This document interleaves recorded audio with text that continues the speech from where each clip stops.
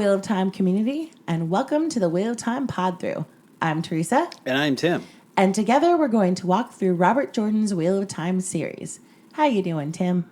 I'm doing good. I'm excited to be recording another podcast, and I'm doing good. How about you? I'm good. I'm feeling a lot better. Yay. So that's always good. And all right. So before we get started, we just want to remind you that this is a reread. So there will be spoilers. You have been warned. All right, Tim, what are we going to be doing in this episode? All right. So today we will be discussing chapters 37 and 38, where we catch back up with the rest of our main characters and see what's been happening with Egwene and Perrin in the hands of the Whitecloaks. Let's start with chapter 37, which is called The Long Chase, and we have the sunburst icon. Here's a quick summary of Chapter 37 to act as a reminder for those of you who are not reading along with us. Nynaeve is minding the horses while Moraine and Lan are scouting. She reflects on their travels since leaving Whitebridge. They followed the Camelin Road for a bit, and then Moraine led them off into the forest after the boy who still had his coin. One evening, Moraine becomes agitated, saying that the boy had lost his coin. They are tense for a few hours until Moraine announces that he had gotten the coin back. Lan startles Nynaeve back to the present and leads her back to Moraine in the dark. They have been watching an encampment of at least 200 Whitecloaks, and Lan tells Nynaeve that the boy they've been trailing is there being held prisoner. Lan asks her if she's willing to take a chance. He wants her to sneak to the horse lines and cut the ropes so that when Moraine makes a noisy distraction, the horses will scatter. He is hoping to sneak the boy out in the confusion, and it will take the Whitecloaks some time to gather the horses back up before they can give chase. She agrees, and he warns her that there are wolves out there that are acting in an unusual way. He tells her that the wolves shouldn't bother her because they usually stay away from people, and she snarks at his mansplaining, saying that she wouldn't have known that, having grown up around shepherds and all. Nynaeve sneaks through the darkness until she finds the horse lines. The guards are easily avoided, and she cuts the ropes to the sleeping horses. At the last line, she finds Bella and knows immediately that Egwene is there too. Thinking fast, she realizes that they are going to need extra horses if they have any chance of getting away from the Whitecloaks, so she grabs Bella and another horse. By this point, she feels that she's about to get caught by the guards and desperately wishes that Moraine would hurry up and cause the distraction. Just then, lightning splits the sky. The horses panic as planned, but the two Nynaeve is holding on to try to bolt in opposite directions, and she's almost torn apart. Horses are going crazy all around her, and she's almost trampled. She manages to get her two horses under some control and is about to get the hell out of Dodge when the wolves show up and start snapping at the crazed animals. They seem to be ignoring Nynaeve and her two horses, though. Wondering what the hell Moraine is doing, she rides off to meet up with the others.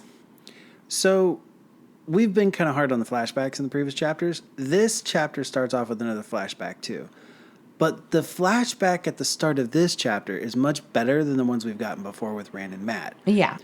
Nynaeve catches us up pretty quickly with what happened, but we still get great character development, even though the replay of the events is short and sweet. Well, at least compared to the previous chapters. Yeah, totally. So Nynaeve is reflecting on their travels. Quote, at Whitebridge, she'd begun to believe Moraine. Somewhat. More, at any rate. And there was no comfort in that.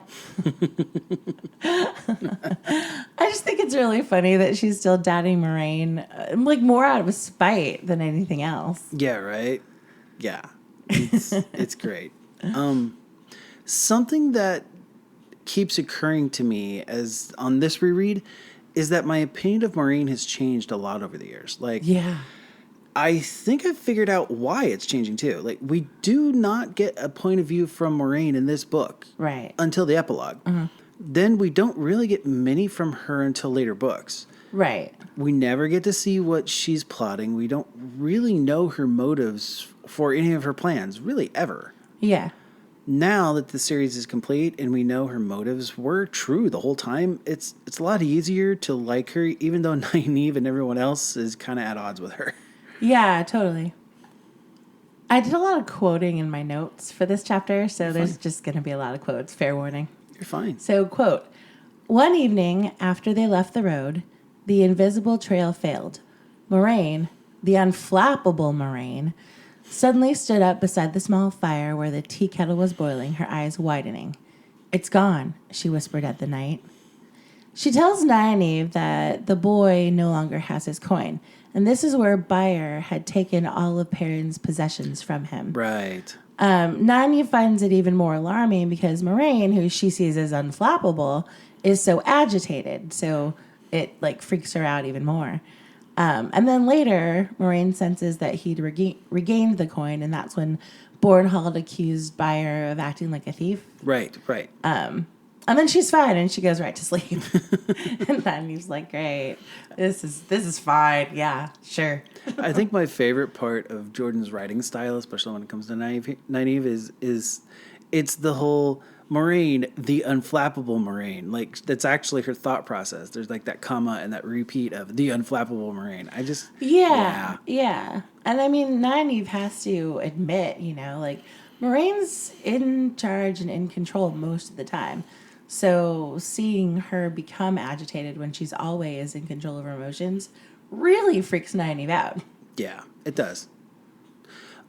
So they're looking at the Whitecloak camp from the night, and Nynaeve asks Lan, "How are you going to free him?"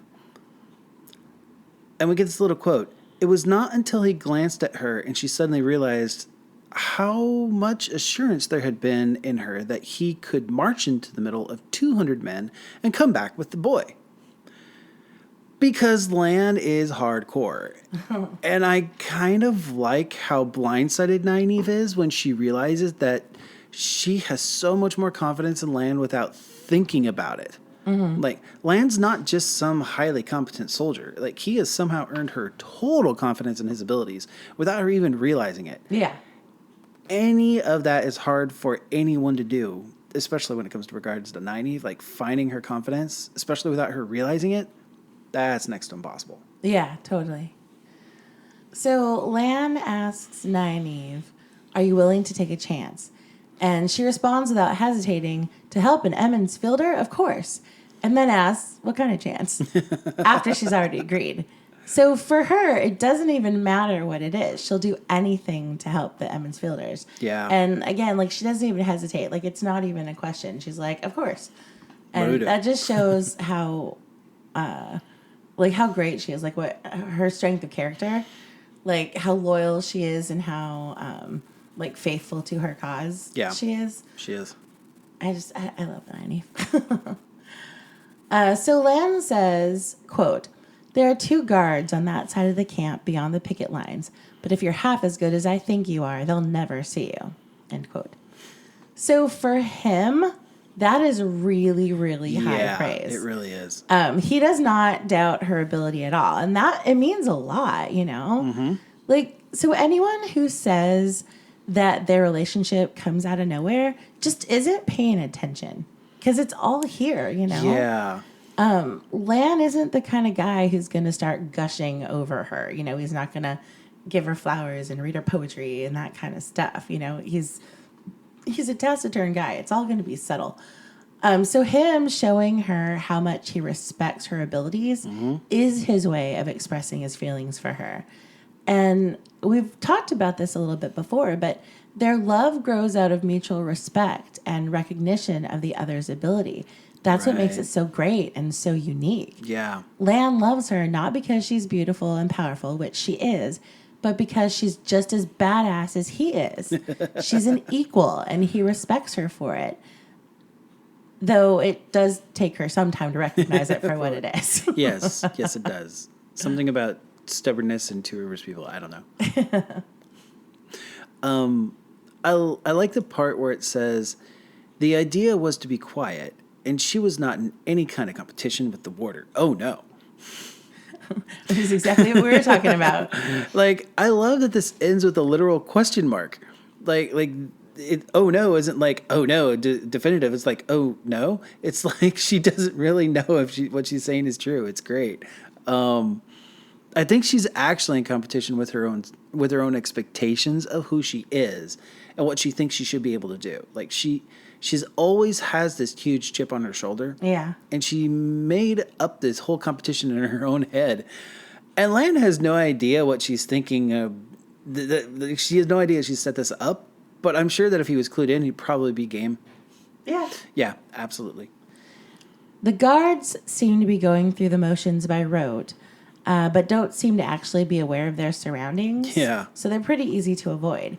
And it's just that white cloak hubris, you know? Like, it would never occur to them that someone would actually try to attack the children of the light. Right? So this is just routine to them, like nothing to be wary of. Yeah. Which is why Nynaeve's like, well, this is easy. Yeah. And then we are reunited with with Bella. Right. I love Bella. She's such a good character. Like, I mean, she's just a horse, right? Right. You know? Like, she doesn't have lines. Like, she's not doing anything, but she's one of the best characters. Yeah. All right. So Nynaeve is struggling with the idea of being able to channel still. We know this. Right. So there's this section, quote, her arms and legs trembled so that she was afraid to touch the picket rope, but her mind was as clear as the wine spring water. Whichever of the boys was in the camp, Egwene was there too. And if they left running double, some of the children would catch up to them, no matter how well the horses were scattered, and some of them would die. She was certain, as if she were listening to the wind. That stuck a spike of fear into her belly, fear of how she was certain. This had nothing to do with weather or crops or sickness. Why did Moraine tell me I could use the power? Why couldn't she leave me alone? End quote. So we're going to see her start to second guess everything for a little while, wondering if it has to do with the power until she can finally accept her new reality. Right. We don't really need to say it again, but this chapter gives us more reasons why Nynaeve is a badass. Yeah. So she thinks ahead and gets the horses that they're going to need when they've rescued the other prisoners. She stays calm while the horses are scattered by the lightning and manages to keep them from running away, even though she's practically torn apart by the two. Mm-hmm. And then finally, she keeps her cool while the wolves rush into the camp, and she was able to complete her mission while all this was going on. So we love Nynaeve. Mm-hmm. So I want to take a closer look at this part. Quote, desperately she wished for Moraine not to wait on her return. Whatever the Aes Sedai was going to do, let her do it now. Light, make her do it now before... Abruptly, lightning shattered the night overhead, for a moment obliterating darkness. Thunder smote her ears so hard she thought her knees would buckle as a jagged trident stabbed the ground just beyond the horses, splashing dirt and rocks like a fountain. The crash of riven earth fought the thunderstroke. End quote. So here's the question. Did Nynaeve channel here? Because, okay, so in the next chapter, Moraine says, Nynaeve has not returned. I fear that young woman has done something foolish. Is that because she channeled, or is that just a generic comment because she hasn't come back yet? Because it says that she was desperately wishing for Moraine to do the distraction. Yeah. And anytime one of these channelers in these early days before they can control their power are desperately wishing for something, you're right. It happens. Like, they inadvertently channel.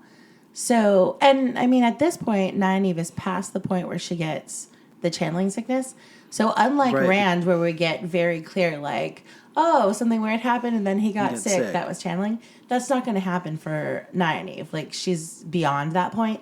So she can still be inadvertently channeling without getting the sickness to indicate to us that's what happened. So I don't know. It's possible. What do you think? Do you think she did? Well, and the first lightning strike comes down pretty close to the horses. Right. And part of me wants to say that if it was Moraine calling it down, she wouldn't have done it where she could accidentally kill Nynaeve. Yeah. I mean, it's lightning strike. It doesn't have to be so close to the horses to scare them. Right. So, I don't know. That's a good question. I don't know if she did or not. This is pure speculation. But I kind of feel like maybe that first strike or two was Nynaeve. Because we see in... Is it the second book when they get taken by Landrin? Oh, right. So when the Shan-Chan are trying to capture them, Nynaeve calls down lightning. And lays waste. Yeah, so, I mean, she's definitely capable of doing it. And she didn't know what she was doing then either. Like, it just came to her. So later on, it's established that she is capable of inadvertently calling down lightning from the sky. So the question is that what happened here, or was it Moraine the whole time? Like, I kind of feel like it's possible that first one was Nynaeve. You know, you've shown your work on this one, so I'm with you. I don't see any reason why you would be wrong. What do you guys think? Let us know. Tweet us or email us. Let us know what your thoughts on this are. Yeah, did Nynaeve actually channel here, or is this just happenstance? Okay. We may never know. That brings us to the end of Chapter 38. We'll move on to Chapter 39, but first, a word from our sponsors. Today's episode of the Wheel of Time Pod-Thru is brought to you by Alan Madrigoran, Lord of the Seven Towers, diademed Battle Lord of the Valkyrie. With a title like that, what can't a man do? Lan, resident badass in charge. It basically means the same thing. Chapter 38 is called Rescue, and the icon is the Flame of Tar-Valon. Perrin and Egwene are being treated poorly by the Whitecloaks, surprise, surprise, who think that they are dangerous Darkfriend prisoners. They're pushing hard to get to Caemlyn in time for the false dragon, and without remounts, the line is pushing slower than they want. Perrin and Egwene have to follow the horses on foot, hands tied and harnesses around their necks. They sleep with hands and feet bound on the ground with no cover. Byre, who has been beating Perrin, had been visiting every night to explain the tortures that they would experience when they were handed over to the questioners in Amador. On this night, Byre wakes them to talk. He tells them that Bornhald is in a difficult situation. He is determined to see them brought for questioning in Amador because of the wolves, but they also have to be in Caemlyn at the right time, and Perrin and Egwene are slowing them down. Byre hints that if they were to escape, the Whitecloaks wouldn't have the time or resources to hunt them down again in their hurry to get to Caemlyn. He throws down a sharp rock next to Perrin. Perrin quickly tries to think this through, deducing that this is a trap so that he and Egwene can be killed trying to escape and no longer slow the Whitecloaks down. But he doesn't want to lose an opportunity to get away either. Just then, he gets a sending from the wolves. Help comes. Lan comes out of nowhere and handles the two guards and an axe-wielding Byre in a minute. He cuts the ropes binding Egwene and Perrin and tells them to put on some white cloaks. Perrin gets his axe back and thinks he can smell Byre on the cloak he wears. The lightnings start and they sneak out of the camp. They get back to Moraine and she tells them that Nynaeve has not returned. Lan is about to go harrying off to save her, but Moraine tells him no. Some things are more important. He is about to go anyway, and she sharply reminds him of his oath. Before Mommy and Daddy can fight anymore, Nynaeve comes crashing through the trees with Bella and the other horse. Perrin has a little goodbye moment in his head with the wolves who promise one day again. They take off, and it doesn't look like the Whitecloaks are chasing them. When they stop and make camp, Nynaeve pulls out her herbs and ointments to treat their wounds. When she gets to Perrin, she sees that he has a mass of bruises in various states of healing.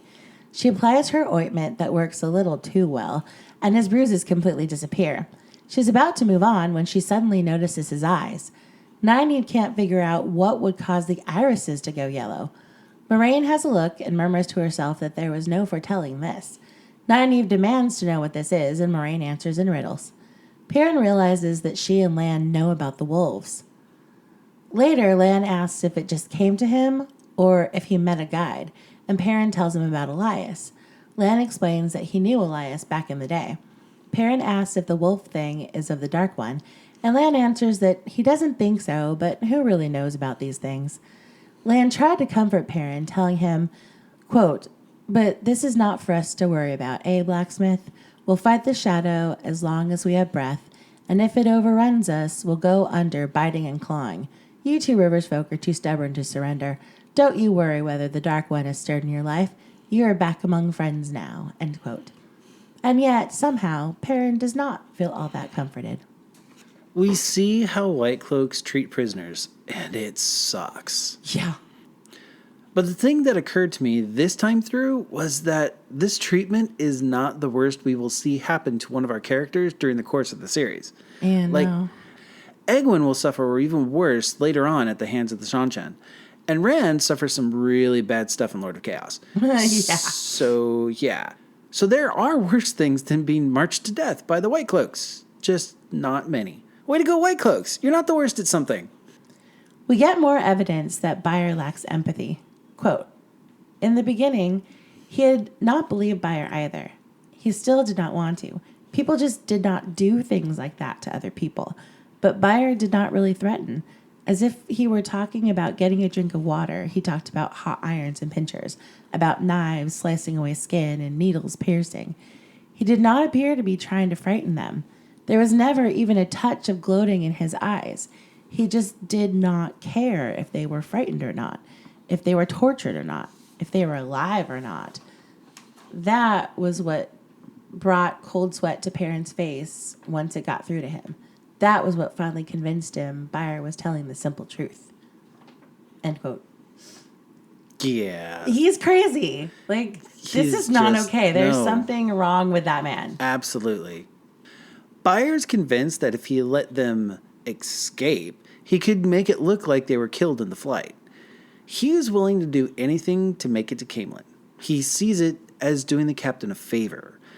This is the action of a true zealot. He will do the bad thing so the person in charge does not have to do it and can be absolved of any guilt. My question is, do you think he really wants to get to Camelin on time, or do you think he just wants them dead for making him look bad to the captain? I can't tell. Honestly, I think it's that he just wants to make Bornhold happy, so his goal is to get to Camelin. I mean, again, with the whole lacking empathy thing, I don't know how much them making him look bad in front of Bornhold affects him, because he's not right in the head. True. So, I mean, there might be a little bit of that, but I'm not sure. Mostly, I think he's just trying to help Bornhold accomplish all of his goals. And the most efficient way to do that would be for Perrin and Egwene to be killed. And then I don't have to worry about them slowing down to get to Camelin. I don't know, though. With Byre, it's tricky because he's not a rational person. Right. He's not right in the head. I don't know. So Byre's plan was actually pretty good. I mean, if Perrin was a different man, one who acted impulsively and did not have the habit to stop and think everything through from every angle, it could have worked. You know, like they could have been killed during their attempted escape, and then the Whitecloaks could get to Camelin in time for Logan. Mm-hmm. But Perrin is the type to think everything through, so he figures out the plan pretty easily. Yeah. And then Perrin gets the sending from the wolves, and he's thrilled that Elias and Dapple are alive. So help is on the way. Yay. Yay. I just want to say that Lan is so awesome. Like, the dude takes out 3 people before Perrin even realizes that he's there with them. Like, Jordan really delivers on fight scenes in this entire series. Mm-hmm. Yeah. I actually want to read how Jordan describes it. Quote, suddenly, one of the guards vanished. 1 minute, there were 2 dim shapes. The next, the night swallowed one of them. The second guard turned, the beginning of a cry on his lips, but before the first syllable was uttered, there was a solid chunk, and he toppled over like a felled tree. Byre spun, swift as a striking viper, the axe whirling in his hand so fast that it hummed. Perrin's eyes bulged as the night seemed to flow into the lantern light. His mouth opened to yell, but his throat locked tight with fear. For an instant, he even forgot that Byre wanted to kill them. The Whitecloak was another human being, and the night had come alive to take them all. Then the darkness invading the light became Lan, cloak swirling through shades of gray and black as he moved. Lan is a super badass, as previously established, but even more, so he is a good man. Like, he didn't kill the Whitecloaks here. When Perrin asks, Lan tells him, I do not kill unless I mean to, but he won't bother anyone for a while. Like, that's pretty cool. Yeah, he's going to be regretting it in the morning, but he's still alive. Yeah, I mean, it might have been more helpful if he had killed Byre, but whatever. Yeah. Not in his job. Perrin puts on Byre's cloak and thinks that he can smell the vileness of the man. And, first time you read this, it's no big deal, but this is actually Perrin's sense of smell starting to kick in. Yeah, And his wolfy stuff. His wolf ability to, like, smell people's emotions and smell, like, various things about people. This is one ability that comes in really handy over the course of the series, but it's not one I would ever want. No. No. I don't want to smell people. I don't. Nope, it's not my thing. All right, so Lan wants to go back for Nynaeve, and he's tempted to defy Moraine's command. Yeah. This is huge. Uh-huh. Like, he hasn't always agreed with her, and occasionally he argues with her, but he's never outright defied her in 20 years of them being together. Right. But Nynaeve has unintentionally wormed her way in between them. And that's where Moraine's animosity towards Nynaeve comes from. Yeah. Like, I mean, she's less petty than Nynaeve by a lot. And she has a much better grip on her emotions. But Moraine is definitely not innocent when it comes to the tension between the two of them. And it definitely stems from Nynaeve swaying Lan's dedication. Yeah. Because Lan is Moraine's warder. They've had that relationship for years. Yeah. And Nynaeve's the first to shake it. Yeah. And I mean, it's not that it's a jealousy thing as far as romantic rivals. Like, Moraine has never been interested in Lan romantically. Right. So that's not the problem. It's that, as her warder, Lan has dedicated himself to Moraine's cause. And that's never wavered until Nynaeve shows up. And then all of a sudden, Lan's loyalties are split. Yeah. And it's not even a conscious choice. Like, he's not choosing to be loyal to Nynaeve. He just is because of his feelings for her. Yeah. And Moraine is not thrilled about that. No, she's not. Change sucks. It really does. Perrin has a moment with the wolves, and we get this a little bit. Perrin felt Dapple's touch on his mind once more.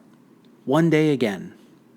More of feeling than words, it sighed with the promise of a meeting foreordained, with anticipation of what was to come, with resignation to what was to come. All streaked in layers. I love this quote because it's setting us up for future encounters. Like, we will see them again soon, but there's very much this this heavy weight about it too. Mm-hmm. Like, it's not necessarily happy, but it's not necessarily sad. It's just it's just inevitable. It's going to come. Right. I get why Perrin does not tell Nynaeve that he killed 2 men. And that's why he was beaten so bad. Like, he's still processing it. He's just not ready to talk about it. So when Nynaeve asks him, he says, I don't know. But I think of all the people that Perrin could open up to, Nynaeve would be the perfect person to confide in. Yeah. Yeah, totally. So like we mentioned before, Nynaeve is going to be second-guessing everything for a bit. And she's inadvertently using the power. Quote, she rummaged in her bag, and he flinched when she began spreading a greasy ointment over his bruises. Ground ivy, 5-finger, and sunburst root, she said. It was hot and cold at the same time, making him shiver while he broke into a sweat, but he did not protest. He had had experience of Nynaeve's ointments and poultices before. As her fingers gently rubbed the mixture in, the heat and cold vanished, taking the pain with them. The purple splotches faded to brown, and the brown to yellow paled, some disappearing altogether. Experimentally, he took a deep breath. There was barely a twinge. You look surprised, Nynaeve said. She looked a little surprised herself, and strangely frightened. Next time you can go to her. Not surprised, he said soothingly. Just glad. Sometimes Nynaeve's ointments worked fast, and sometimes slow, but they always worked. So I don't think there's any doubt here. She absolutely channeled. Absolutely. Wounds don't fade that way naturally, even with some kind of a salve or ointment. No. Even with ground ivy, 5-finger, and sunburst root. Yeah, I love that's kind of like her thing. We're gonna see that happen. Yeah, she always says what her herbs and ointments are. I think that's part of what helps her like actually channel. Like it's the root. Oh yeah, it might be. It's just like it's her thing to like. Rand's got his flame in the void, and she especially early on, she just lists what these herbs are, and it helps her kind of like get in that whatever it takes to channel the source. That makes sense. Yeah. So Nynaeve notices Perrin's eyes, and she freaks out. Yeah. And Moraine checks on him, and Nynaeve asks her to heal him, but she says that it can't be healed. So she knows what the yellow eyes mean. But she's super vague, and she talks in riddles because that's what Moraine does. Right. But I feel like she's also doing it so that she's choosing not to spill Perrin's secret. She's protecting him, like protecting his secret, because it's not hers to tell. If Perrin wants to confide in Nynaeve, that's his decision. And I think Nynaeve's Moraine's doublespeak is her way of giving him that opportunity to tell or not tell as he's comfortable. Yeah, we've already seen an example of him not wanting to open up about, killing the 2 Whitecloaks. Maybe this is one other thing that he's not ready to open up about. Yeah. I hadn't thought of it that way. Like, Moraine is actually giving Perrin the chance to out himself instead of... Yeah. It could just be Moraine being Moraine because she always talks in riddles. That's true. But I feel like in this particular instance, she's doing it to protect Perrin and possibly to needle Nynaeve a little bit because it's fun. I know something you don't know. Yeah. So Lan and Perrin talk about Elias and the pattern. Quote, "But what if the chance involved, blacksmith? Sometimes the pattern has a randomness to it, to our eyes at least. But what chance that you should meet a man who could guide you in this thing, and you one who could follow the guiding? The pattern is forming a great web, what some call the lace of ages, and you lads are central to it. I don't think there's much chance left in your lives now. Have you been chosen out then? And if so, by light or by shadow?" So this kind of goes back to what we were talking about in the last episode, and all that Loyal was telling Rand about the web of the pattern and Tavern pulling and all that kind of stuff. Like, this is more Tavern pulling. Right. Perrin needed a guide to introduce him to the Wolf Brother thing, and the pattern supplied Elias. And, we're going to see more and more examples of that throughout the series of one of our main characters needing something and the pattern supplying it. Right. Lan says 2 things to Perrin here, and Perrin has no clue about the respect Lan is showing him by making these statements. So the first one is, rock hard stubborn, the warder mused. Maybe stubborn enough to save yourself in the end.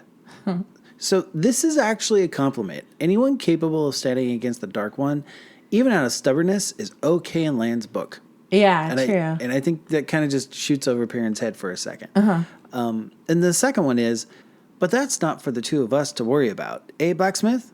We'll fight the shadow as long as we have breath. And if it overruns us, we'll go under, biting and clawing. It's the we in this that caught me this time around. Like, Lan's totally accepting Perrin as a comrade in arms against the Dark One.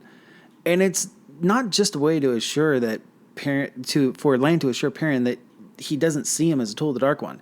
It's a way to say that Lan and Perrin are in it together as well. Yeah. Yeah, he is including Perrin. Like, when he says, you're among friends again. Right. It is definitely like we're together in this. It's like a bond of brotherhood. It's yeah. very cool.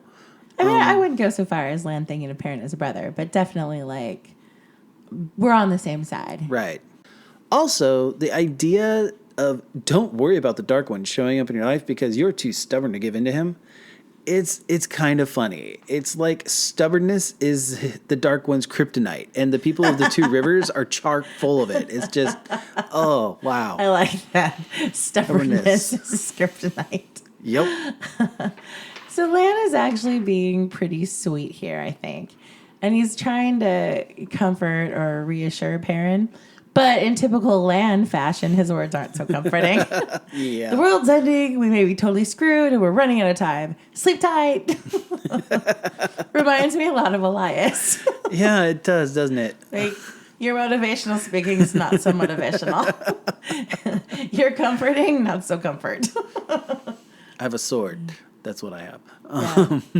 Yeah. So that ends chapter 37 and 38 of The Eye of the World. Join us next time when we discuss chapter 39 and 40, where Rand gets caught up in some serious tavern and twisting, and we meet the royal family. We hope that you enjoyed this episode of the Wheel of Time Pod-Thru. We'll see you again next week. Make sure that you rate and subscribe to us on iTunes or wherever you grab your podcast these days. Maybe leave us a positive review. It really helps us out. You can tweet us at whatpodthru or email us at whatpodthru@gmail.com. Tell us your thoughts on anything we covered today. That's WOTPODTHRU@gmail.com. Thanks, everybody, and we hope the wheel weaves you in our direction again soon.